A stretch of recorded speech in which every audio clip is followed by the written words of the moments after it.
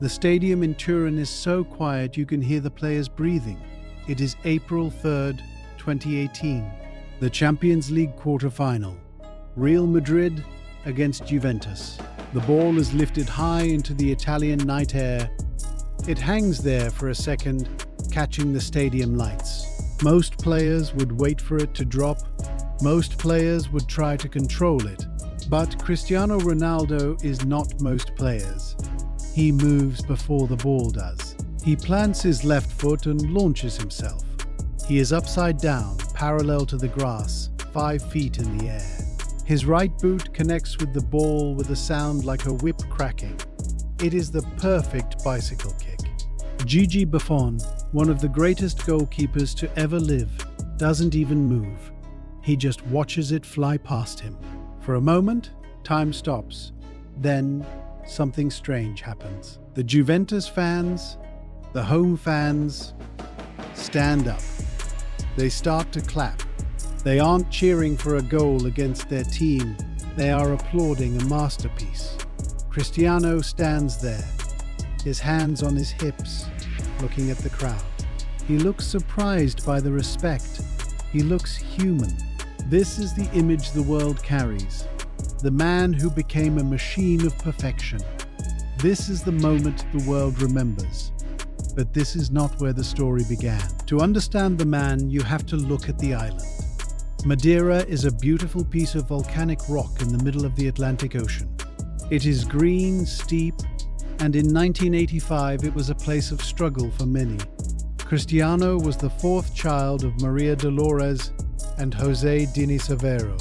They lived in a small house in the neighborhood of Santo Antonio. The roof was made of tin, and the rooms were cramped. Money was a ghost, always there in thought, but rarely in the pocket. His father, Dinis, was a gardener for the local council. He also worked part-time as the kitman for a small club called Andorinha. This was Cristiano's first window into the game. He would go with his father, watching the older men play, holding the shirts, breathing in the smell of grass and liniment. As a boy, Cristiano was skinny. He was fast, he was restless. On the steep concrete streets of Funchal, he played until the sun went down. If he didn't have a ball, he made one out of rags and plastic bottles. He hated losing. When he lost, or when he didn't get the ball, he cried. His friends nicknamed him Crybaby, but the tears weren't about sadness, they were about a fire. Even then, at 7 years old, he had an appetite for the game that was different from the other children. He didn't just want to play, he wanted to win. He wanted to be seen. By the time he was 12, Madeira was too small for his talent. Sporting Lisbon, one of the biggest clubs in Portugal, came calling. They offered him a trial. He passed it in 2 days. But this meant leaving home. It meant leaving the tin roof, the mountains, and his mother's cooking. He moved to the mainland, living in a small dormitory with other boys. He was a lonely kid with a thick island accent that the other boys mocked. He felt like an outsider in his own country.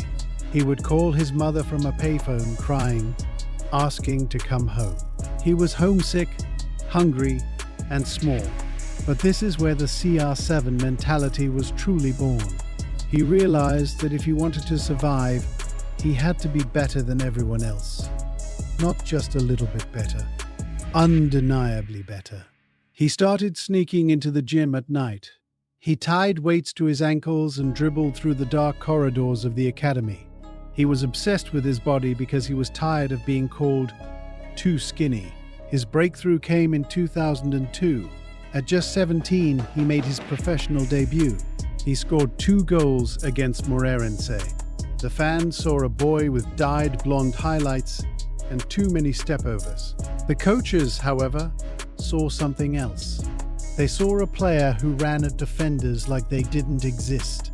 They saw a boy who played with no fear. August 2003, a friendly match between Sporting and Manchester United. A tall, chewing gum-consuming Scotsman named Sir Alex Ferguson sat on the United bench. A young Ronaldo tore United's defence apart. He was so fast that the United defenders, like John O'Shea, reportedly had migraines trying to track him.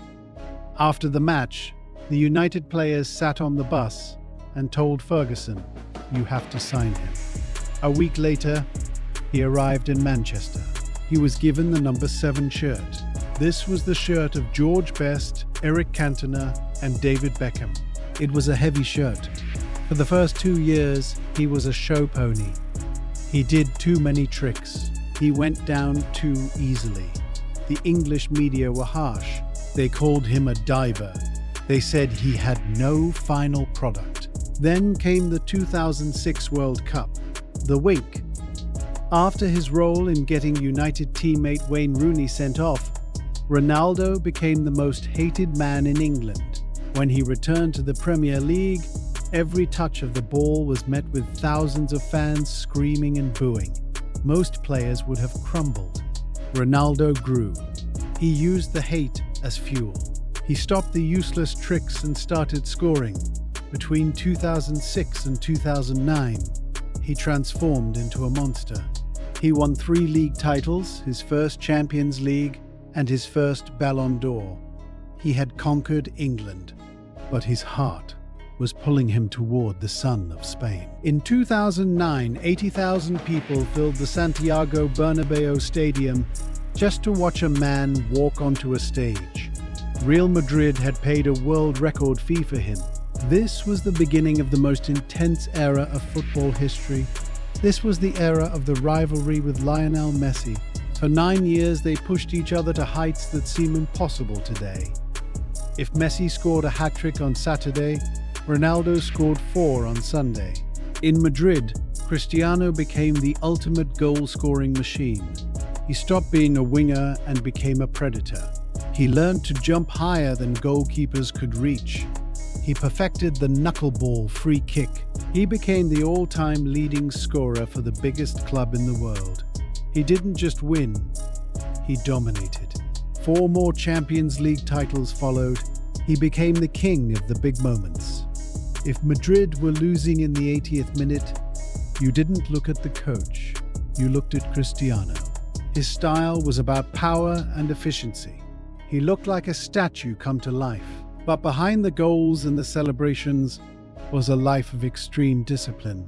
He didn't drink, he didn't party, he slept in specific intervals. He ate the same healthy meals every day. He turned his life into a laboratory, all to ensure that when the moment came, he would not fail. Success is a mountain, and the higher you climb, the thinner the air becomes. Cristiano's career was not just a straight line of victories. He faced deep, personal challenges that the highlights don't show. The first was the loss of his father. José Dinas died in 2005, just as Cristiano was becoming a star. Dinas never saw his son win the Champions League. He never saw him win a Ballon d'Or. Cristiano has often said that his father's absence is the one thing that keeps him grounded. He plays to make a ghost proud. The second challenge was the physical toll. In 2014, he began suffering from chronic knee issues. Doctors told him to rest. He refused. He played through the pain to help Madrid win La Decima, their 10th European title. He risked his career for a trophy. For years, he played with a body that was shouting for him to stop. The third challenge was the criticism of his personality. People called him arrogant. They called him selfish. They mocked his celebrations. He lived under a microscope for 20 years. Every missed chance was a national headline.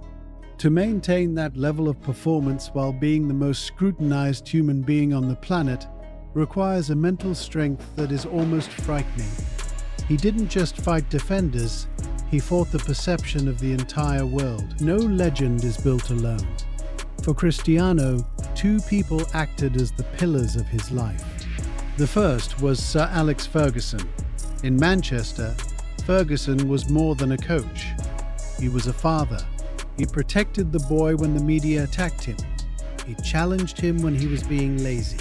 He taught him that the team was more important than the individual, but also that the individual must work harder than the team. Even today, when Ronaldo speaks about the boss, his voice changes. It is a relationship built on deep, paternal respect. The second is his mother, Maria Dolores. She is the heart of the story. She was the one who encouraged him to leave the island. She was the one who worked multiple jobs to buy him boots. In the early days in Lisbon, she was his only link to home. You often see her in the stands, her eyes closed, praying. She represents the grit of the Portuguese people. Her strength is his strength. When you see Cristiano's discipline, you are seeing the survival instincts of a woman who refused to let her family go hungry. There were others, teammates like Rio Ferdinand who toughened him up, and agents like Jorge Mendes who navigated his career, but it was the gardener's son and the cook's daughter who shaped the man the world calls CR7. When you walk through the streets of Funchal today, there is a museum dedicated to him. There is a bronze statue. The airport is named after him. But his legacy isn't made of stone or metal. His legacy is the professionalization of the sport. He changed what it means to be an athlete. Before Ronaldo, many players relied purely on talent. After Ronaldo, every young player in every academy knows that talent is only the beginning. He proved that through work, a human can reach the level of a god. He brought pride to Portugal. Before him, Portugal was a respected football nation, but not a winning one. He led them to the 2016 European Championship and the 2019 Nations League. He became the highest-scoring international player in the history of the game. He put a small country on his back and carried them to the top of the mountain. But perhaps his greatest legacy is his influence on the next generation. Whether it is Kylian Mbappe having posters of Ronaldo on his wall, or a kid in a village in Africa wearing a fake 7-inch shirt, he gave the world a blueprint. He showed that it doesn't matter where you start, even a house with a leaking tin roof, you can rewrite your destiny. He turned the game into a testament of the human will. Let's go back to that bicycle kick in Turin. After the match, the cameras found him. He was tired. His hair was messy. He looked at the Juventus fans who were still clapping, and he put his hand on his heart. He bowed. In that moment, he wasn't the brand. He wasn't the billionaire. He was just a man who loved the game. If you look at his career as one long match, we are now in the final minutes. The pace has slowed. The explosive sprints are fewer. But the fire in the eyes is exactly the same as the boy who cried on the concrete streets of Madeira 30 years ago. He has lived his life in the pursuit of more. More goals, more trophies, more perfection. But as he nears the end of his journey, we realize that the trophies were just the scoreboard. The real story was the effort. The real story was the kid who refused to stay small. When we remember Cristiano Ronaldo, we shouldn't just think of the goals. We should think of the gym at 2 a.m. We should think of the lonely phone calls to his mother. We should think of the man who decided that good enough was an insult. The lights in the stadium are dimming now. The highlights will play forever. But the feeling of watching him, the feeling that anything was possible as long as he was on the pitch, is something that words can barely hold. This is the story of the boy from the island who taught the world how to dream. I'm glad I know this story.